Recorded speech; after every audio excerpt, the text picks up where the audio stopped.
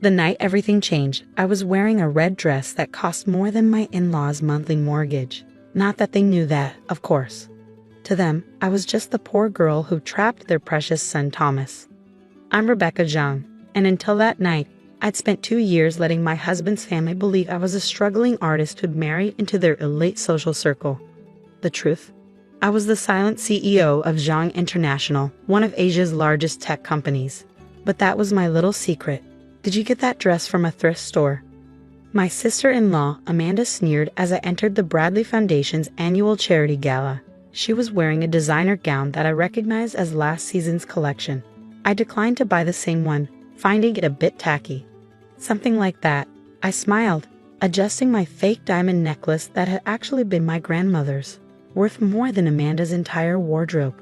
My mother-in-law, Eleanor Bradley, swooped in like a vulture in verses. "Rebecca, dear," she said, her voice dripping with fake concern, "you really should have let us buy you a proper dress for tonight. We can't have people thinking the Bradley family doesn't take care of its own." "That's very kind, but I'm comfortable as I am." I learned early on that my calm responses irritated them more than any anger could. The Bradley family had old money, or what passed for old money in their minds. Their company, Bradley Investments, managed a modest portfolio worth about $50 million. They lived well, but nothing compared to the billions my family's company was worth. Not that I cared about money, but the irony of their constant jabs about my poverty never failed to amuse me. I saw my husband Thomas across the room, chatting with potential investors. He caught my eye and winked. Thomas knew everything about my background. He was the only one. We'd met at a business conference where I was speaking under a different name, and he figured out who I really was. Instead of being intimidated, he found it fascinating. We fell in love over late-night conversations about business strategy and our shared love of terrible sci-fi movies. "I don't understand why you let them treat you like this," he'd said early in our marriage. "I want to know who people really are," I'd explained. "Money changes how people treat you. I learned that the hard way in my first marriage." Ah yes, my first marriage, another thing my in-laws loved to hold over my head. A divorcee, Eleanor would whisper at parties like it was a contagious disease. The gala was in full swing when things started to unravel. I was talking to an elderly couple about their charity work when Amanda deliberately bumped into me, spilling red wine down my dress. "Oh my God, I'm so clumsy," she giggled. "But don't worry, it's not like you paid much for that dress anyway." I dabbed at the stain calmly, but inside I was smiling. The dress was specially treated. The wine would roll right off. Another little secret. That's when Eleanor decided to make her grand announcement. She clinked her glass, gathering everyone's attention. "I'd like to thank everyone for coming tonight," she began. "The Bradley Foundation is proud to announce we're expanding our charitable work, specifically helping underprivileged women better themselves." She looked directly at me. "In fact, we have an example right here. My daughter-in-law, Rebecca, came from humble beginnings, but we've generously taken her in, trying to teach her proper society ways." The room grew quiet. I could see Thomas starting to move toward us, his face dark with anger. "Though I must admit," Eleanor continued, her voice sharp, "some people can't be taught class. They'll always be gold diggers, trying to climb the social ladder by trapping wealthy men." Amanda jumped in, clearly rehearsed. "Mother's right. We've tried to help you, Rebecca, but you'll never belong here. You're just embarrassing everyone. Why don't you leave? I'm sure there's a nice little coffee shop somewhere that's hiring." I stood there, letting their words wash over me. 2 years of patience was about to pay off. "You know what?" I said quietly. "You're right, I don't belong here." Eleanor's triumphant smile made what I was about to do even sweeter. "I don't belong here," I continued, "because unlike you, I don't need to announce my charitable donations to feel important. Unlike you, I don't need to belittle others to feel powerful. And unlike you, I don't need to worry about Bradley Investments' failing portfolio." Eleanor's face went pale. "What are you talking about?" I pulled out my phone, checking my messages. "Oh, that reminds me.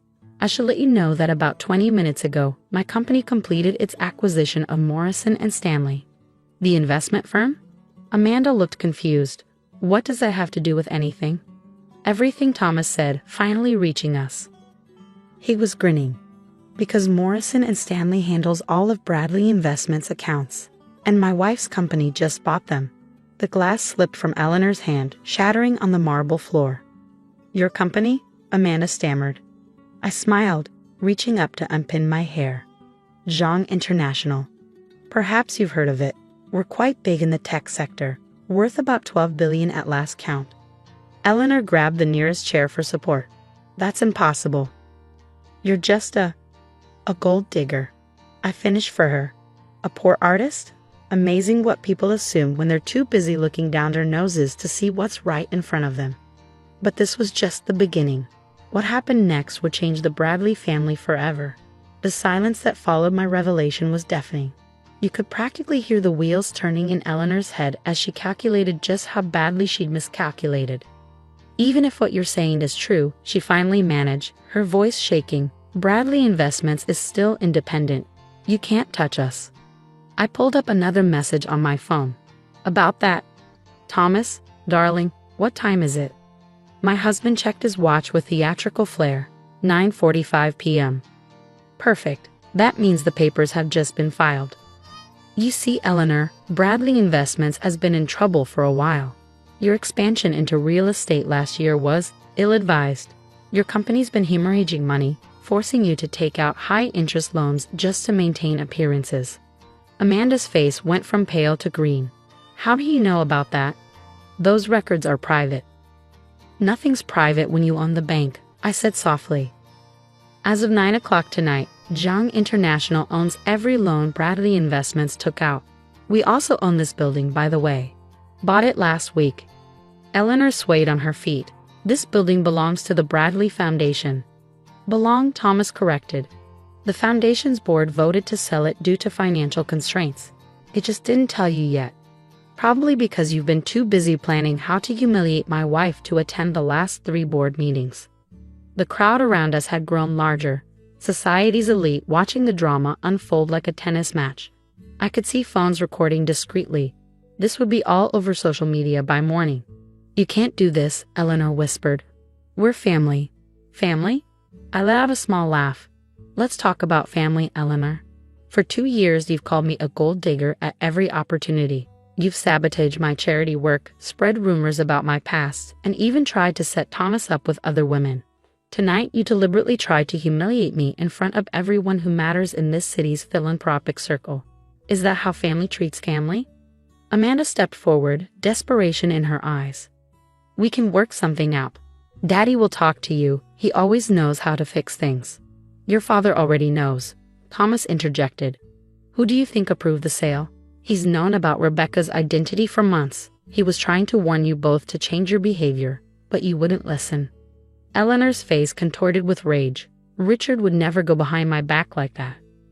"Actually, Eleanor, I would." Richard Bradley, Thomas's father, emerged from the crowd. He looked tired but determined. "I've spent years watching you and Amanda turn into this, using money as a weapon, thinking wealth makes you better than others. When Thomas told me the truth about Rebecca, I saw an opportunity to finally teach you both a lesson." "Daddy," Amanda wailed. "How could you?" "Easily," Richard said firmly. "Rebecca's company isn't just buying our assets, they're going to restructure everything. The Bradley Foundation will continue its charitable work, but under new leadership. Leadership that understands what true philanthropy means." I stepped forward, my voice gentle but firm. "Starting tomorrow, the foundation will focus on educational opportunities for underprivileged women. Real help, not photo ops. Eleanor, you and Amanda have a choice to make." "A choice?" Eleanor spat. "Yes. You can stay on as regular employees, learning how to actually help people. Or you can leave with your personal assets, which, I should mention, are significantly less than you think they are." Thomas and his father have already agreed to this arrangement. The whispers in the crowd grew louder.